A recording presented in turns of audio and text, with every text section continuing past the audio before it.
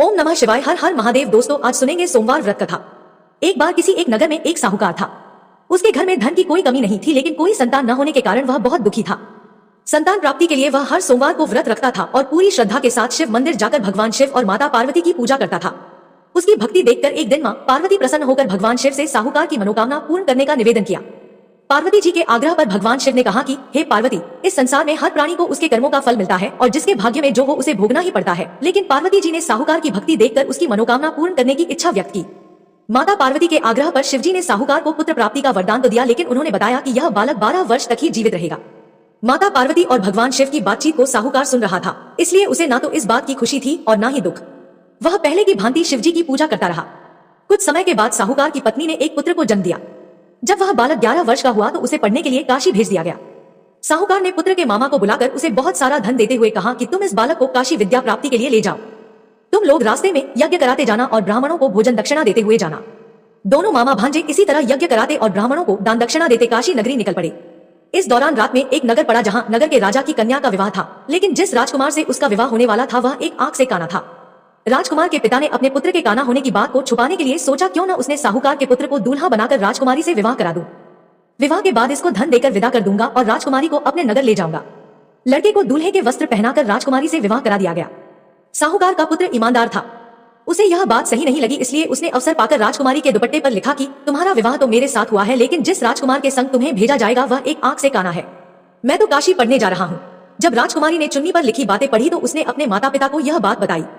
राजा ने अपनी पुत्री को विदा नहीं किया, फिर बारात वापस चली गई। दूसरी ओर साहूकार का लड़का और उसका मामा काशी पहुंचे और वहां जाकर उन्होंने यज्ञ किया। जिस दिन लड़का 12 साल का हुआ उस दिन भी यज्ञ का आयोजन था। लड़के ने अपने मामा से कहा कि मेरी तबीयत कुछ ठीक नहीं है। मामा ने कहा कि तुम अंदर जाकर आराम कर लो। शिवजी के वरदानुसार कुछ ही देर में उस बालक के प्राण निकल गए। मृत भांजे को देख उसके मामा ने विलाप करना शुरू किया। संयोगवश उसी समय शिवजी और माता पार्वती उधर से जा रहे थे। पार्वती माता ने भोलेनाथ से कहा, स्वामी, मुझे इसके रोने के स्वर सहन नहीं हो रहा, आप इस व्यक्ति के कष्ट को अवश्य दूर करें। जब शिवजी मृत बालक के समीप गए तो वह बोले कि यह उसी साहूकार का पुत्र है जिसे मैंने 12 वर्ष की आयु का वरदान दिया था। अब इसकी आयु पूरी हो चुकी है, लेकिन मातृभाव से विभोर माता पार्वती ने कहा कि हे महादेव, आप इस बालक को और आयु देने की कृपा करें, अन्यथा इसके वियोग में इसके माता पिता भी तड़पत कर मर जाएंगे। माता पार्वती के पुण्य आग्रह पर भगवान शिव ने उस लड़के को जीवित होने का वरदान दिया। शिवजी की कृपा से वह लड़का जीवित हो गया। शिक्षा पूरी करके लड़का मामा के साथ अपने नगर की ओर वापस चल दिया। दोनों चलते हुए उसी नगर में पहुंचे जहां उसका विवाह हुआ था। उस नगर में भी उन्होंने यज्ञ का आयोजन किया। उस लड़के के ससुर ने उसे पहचान लिया और महल में ले जाकर उसकी खातिरदारी की और अपनी पुत्री को विदा किया। इधर साहूकार और उसकी पत्नी भूखे प्यासे रहकर बेटे की प्रतीक्षा कर रहे थे। उन्होंने प्रण कर रखा था कि यदि उन्हें अपने बेटे की मृत्यु का समाचार मिला तो वह भी प्राण त्याग देंगे, परंतु अपने बेटे के जीवित होने का समाचार पाकर वह बेहद प्रसन्न हुए। उसी रात भगवान शिव ने साहूकार के स्वप्न में आकर कहा, हे श्रेष्ठी, मैंने तेरे सोमवार के व्रत करने और व्रत कथा सुनने से प्रसन्न होकर तेरे पुत्र को लंबी आयु प्रदान की है। इसी प्रकार जो कोई सोमवार व्रत करता है या कथा सुनता और पढ़ता है उसके सभी दुख दूर होते हैं और सभी मनोकामनाएं पूर्ण होती हैं। बोलिए हर हर महादेव। पौराणिक कथाओं के अनुसार माता पार्वती ने भगवान शिव को अपने पति के रूप में पाने के लिए सैकड़ों वर्षों तक कठोर तप किया था। उनकी तपस्या को देखकर देवताओं ने शिवजी से देवी पार्वती की मनोकामना पूरी करने की प्रार्थना की थी। इसके बाद भोलेनाथ ने सप्तर्षियों को पार्वती जी की परीक्षा लेने के लिए भेजा। इस परीक्षा के दौरान सप्तर्षियों ने शिवजी के ढेरों अवगुणों को बताते हुए माता पार्वती से शिव जी से विवाह न करने को कहा, लेकिन पार्वती जी अपने निर्णय से टस से मस नहीं हुई। इस पर खुद भोलेनाथ ने माता पार्वती की परीक्षा लेने का निर्णय लिया। माता पार्वती के तप से प्रसन्न होकर शंकर जी उनके सामने प्रकट हुए और उन्हें वरदान देकर अंतर्ध्यान हो गए। कुछ क्षणों के बाद ही एक मगरमच्छ ने एक लड़के को पकड़ लिया और लड़का मदद के लिए पुकारने लगा। बच्चे की आवाज सुनकर पार्वती जी नदी किनारे पहुंची और उनका मन द्रवित हो गया। इस बीच लड़के ने माता पार्वती को देखकर कहा कि मेरी न माँ है, न बाप, न कोई मित्र ही है। माता आप ही मेरी रक्षा करें। इस पर पार्वती जी ने मगरमच्छ से कहा कि गिरा इस लड़के को छोड़ दे।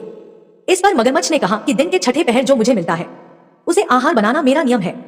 पार्वती जी के विनती करने पर मगरमच्छ ने लड़के को छोड़ने के बदले में पार्वती जी के तप से प्राप्त वरदान का पुण्य फल मांग लिया।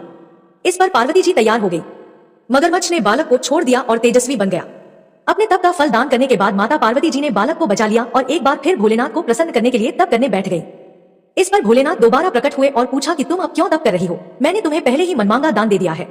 इस पर पार्वती जी ने अपने तप का फल दान करने की बात कही। इस पर शिवजी प्रसन्न होकर बोले, मगरमच्छ और लड़के दोनों के स्वरूप में मैं ही था। मैं तुम्हारी परीक्षा ले रहा था कि तुम्हारा चित्त प्राणी मात्र में अपने सुख दुख का अनुभव करता है या नहीं। तुम्हारी परीक्षा लेने के लिए ही मैंने ये लीला रचाई थी। अनेकों रूप में दिखने वाला मैं ही एक सत्य हूँ, अनेक शरीरों में नजर आने वाला मैं निर्विकार हूँ। इस तरह पार्वती जी शिव जी की परीक्षा में उत्तीर्ण हुई और उनकी अर्धांगिनी बनी। बोलिए हर हर महादेव। अगर आपको वीडियो पसंद आई हो तो वीडियो को लाइक और चैनल को सब्सक्राइब करें। धन्यवाद।